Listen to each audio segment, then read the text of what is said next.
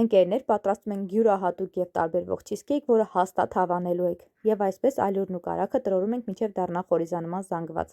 Ավելացնում ենք աղ, վանիլին, շաքարավազ, փխրեցուցիչ, թթվասեր և ձու։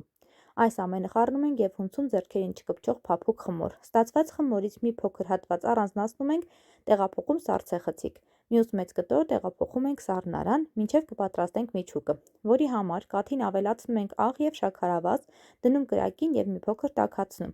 Այնուհետև ավելացնում ենք սպիտակաձավար և մակ։ Խառնում ենք, դնում կրակին և անդադար խառնելով եփում ենք մինչև թանձրանա։ Վերցնում ենք կրակից,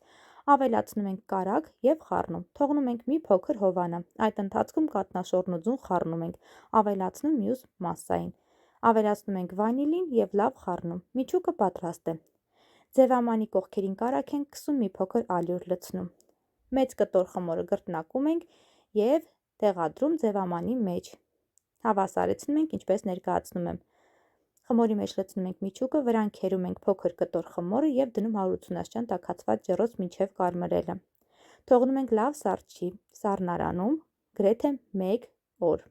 որից հետո հանում ենք ձևամանից, վրան լցնում ենք շաքարի փոշի, կտրում ենք և սառը վիճակում մատուցում։ Շատ համեղ է, փորձեք, վստահ եմ, հավանելու եք։ Բարի ախորժակ։